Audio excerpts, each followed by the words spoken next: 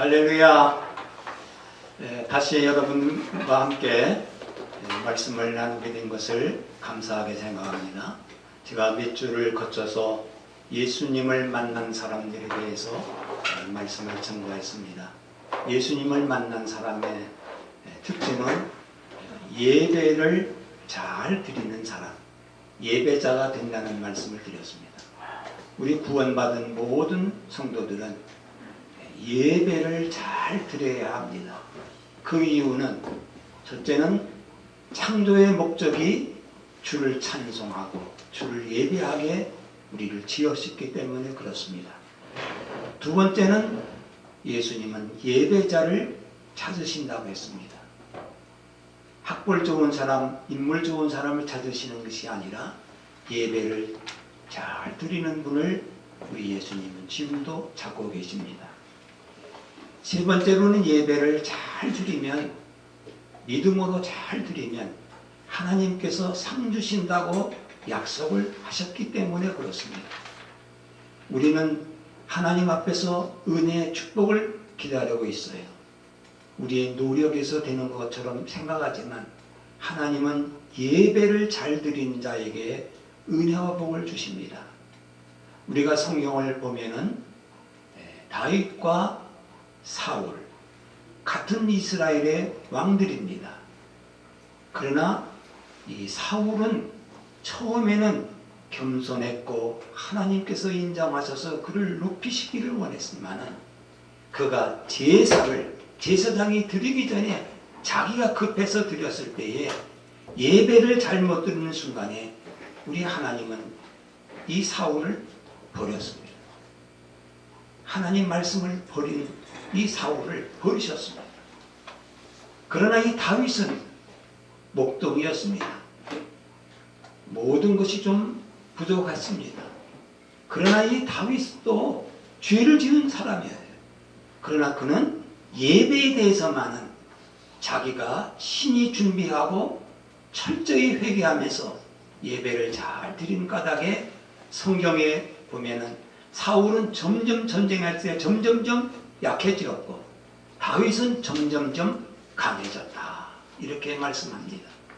우리는 예배를 잘 드리면서 하나님의 은혜와 복을 누립니다. 제가 지난번 시간에 제 자신의 간단한 간증이지만 두서없는 일이지만 제가 오늘 여기까지 온 것은 전적으로 하나님의 은혜였고 제가 이력서를 내서 얻은 것은 하나도 없습니다. 그러나 예배를 잘 드릴 때는 정말 생각지도 않은, 정말 꿈에도 꾸지 못할, 인간적으로는 있을 수 없는 일들의 은혜와 기적과 축복을 누리게 되어서 우리가 두서없이 간증을 드린 적이 있습니다. 오늘 우리 한국교회에 정말 문제가 어디 있는가? 여러 훌륭한 목사님들이 많이 지적하지만 제 자신을 볼 때는 예배에 문제가 있다. 이렇게 생각을 합니다. 왜냐하면 예배에 제도에 묶여져 있어요. 제한되어 있어요.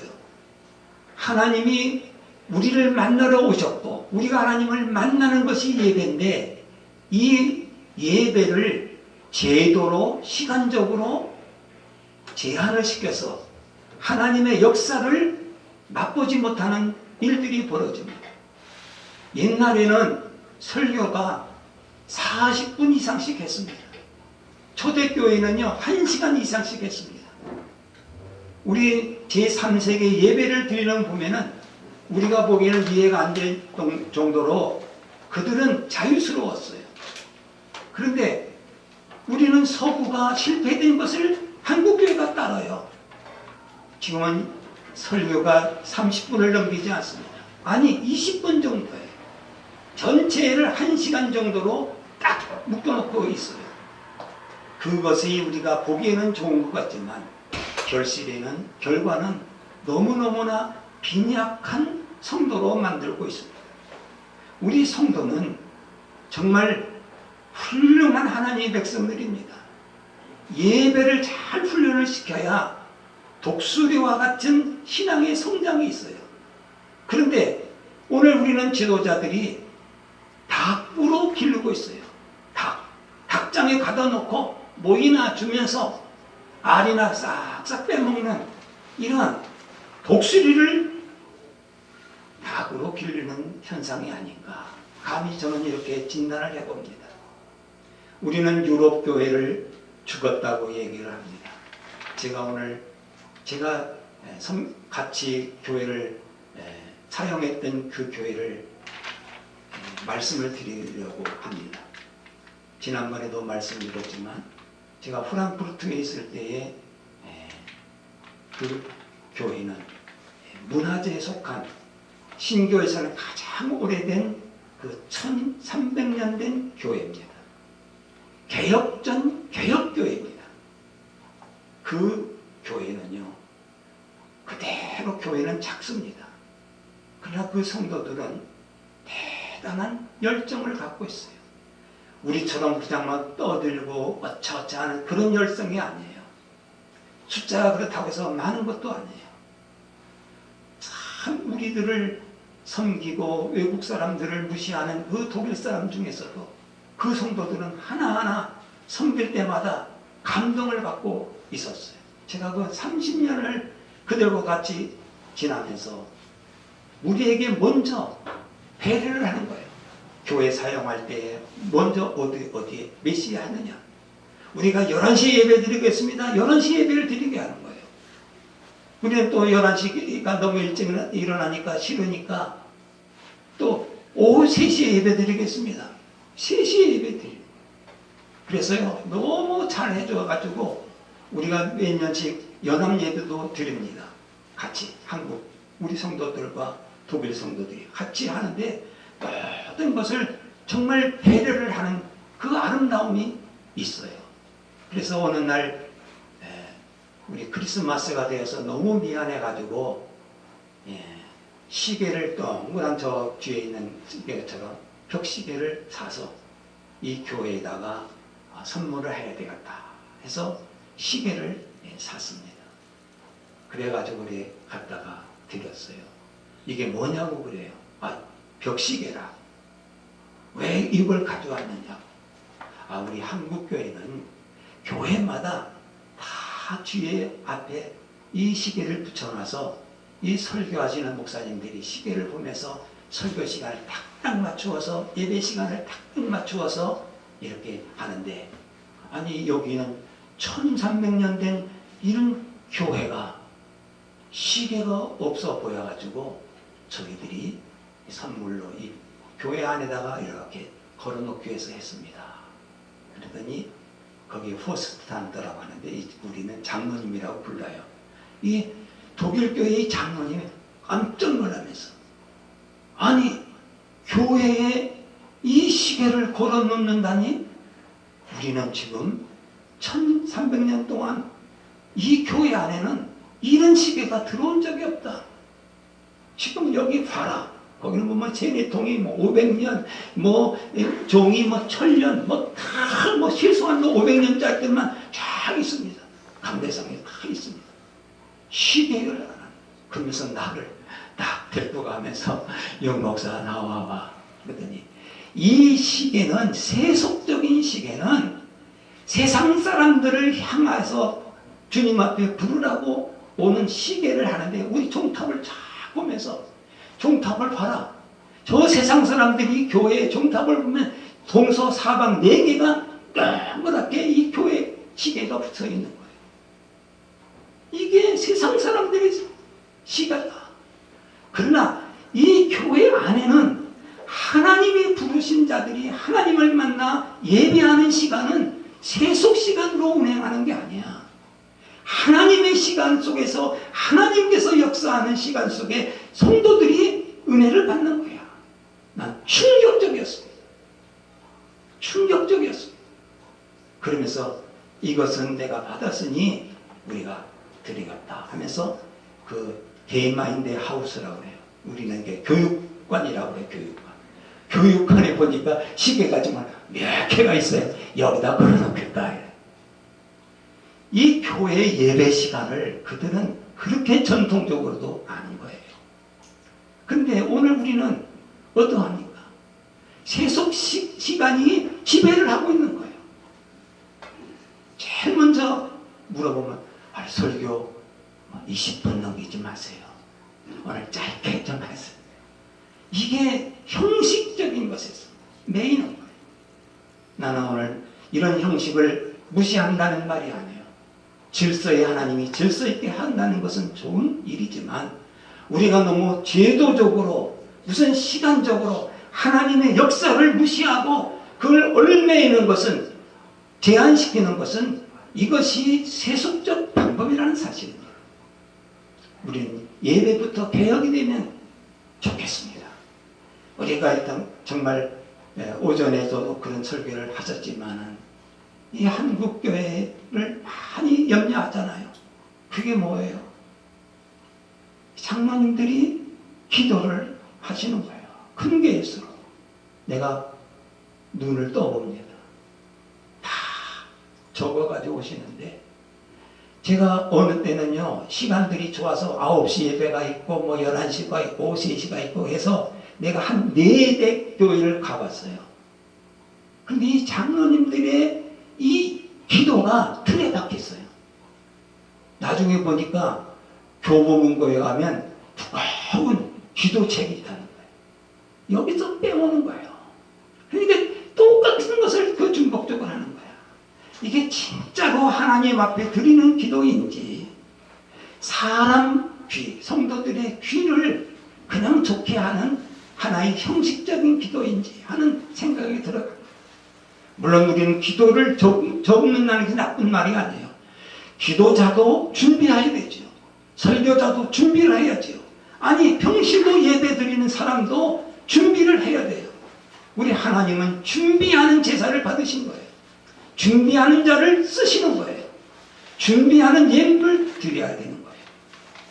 제가 아는 이 회계 집사님, 장로님들 만나서 이렇게 얘기해보면 아유 요새는요 헌금 걷어서 이렇게 떠다 보면 별별 것이 다 나옵니다. 이게 뭐예요?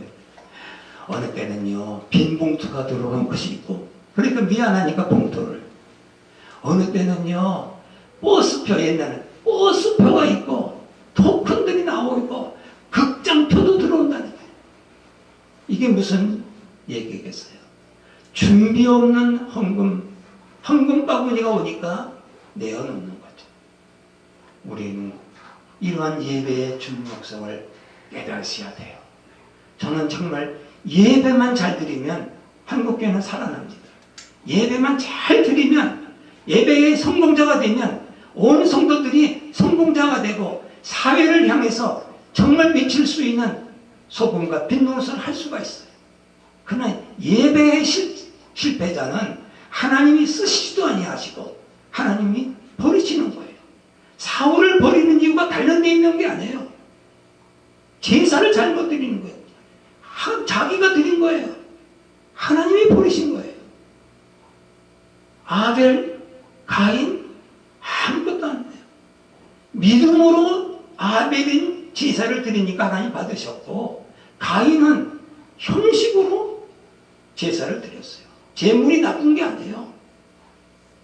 언제든지 우리는 예배를 잘 드릴 수 있기를 중심으로 바랍니다. 오늘도 오늘 너무나 길게 설교를 하기 때문에 오늘 마치려고 해요. 이 예수를 만난 사람들의 큰 두 번째 특징이 뭐냐? 전도자가 된다는 사실입니다. 예수를 만난 사람들은 먼저 예배자가 되는 것이고 그 다음에 전도자가 되는 거예요. 이 전도자 이거 아무나 되는 것 같지만 아니에요. 예수를 믿고 예수님에 대해서 알아 성장되어서 사마리아 여인처럼 이는 내가 선지자입니다 말했는데 예수님을 만나고 보니까 당신이야말로 메시아입니다. 그리스도입니다. 구주이십니다. 고백을 하지 않습니까? 이 성장이 성화가 될 때에 전도자가 되는 거예요. 이 전도자는 어떤 사람이 할 수 있는가? 내가 정말 예수를 만나서 만난 예수님이 내 구주 그리스도라는 것을 확신히 알았을 때는 그가 나가 외칠 수 있습니다.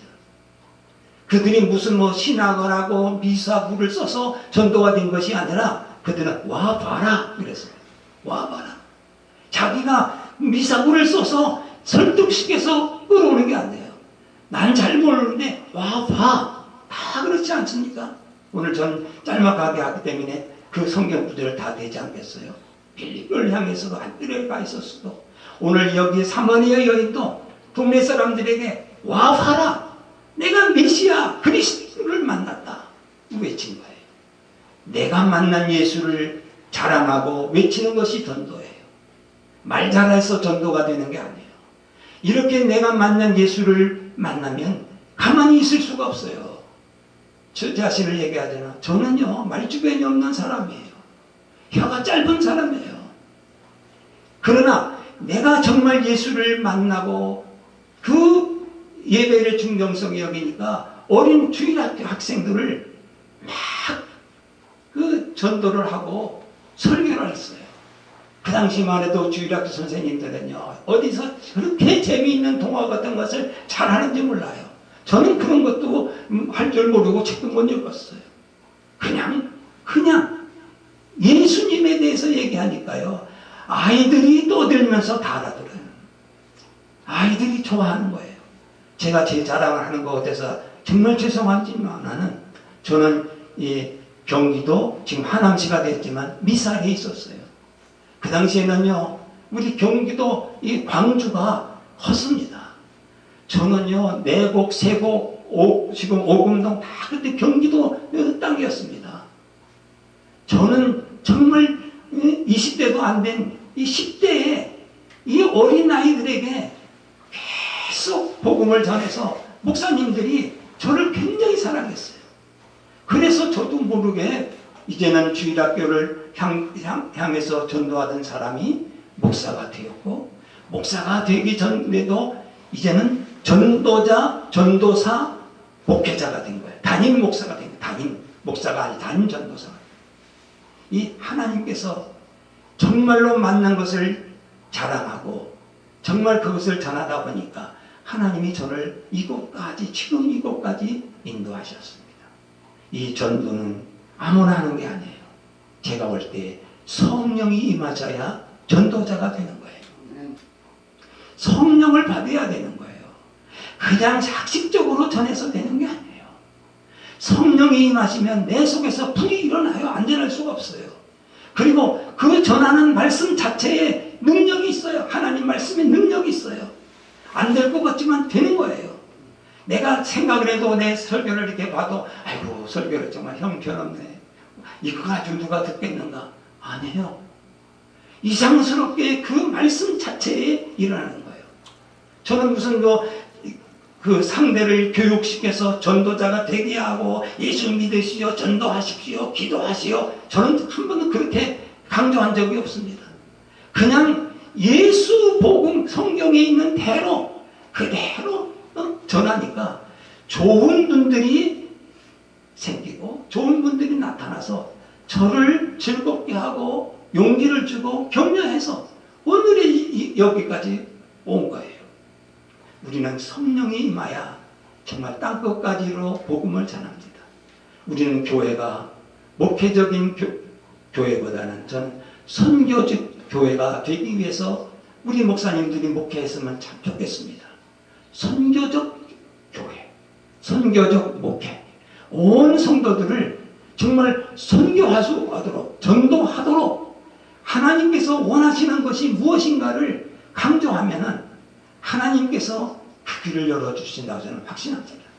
그래서 우리 마태복음 24장 14절에서도 이런 말씀을 합니다. 이 천국 복음이 모든 민족에게 증언되기 위하여 온 세상에 전파되리니 그제야 끝이 오리라. 아멘.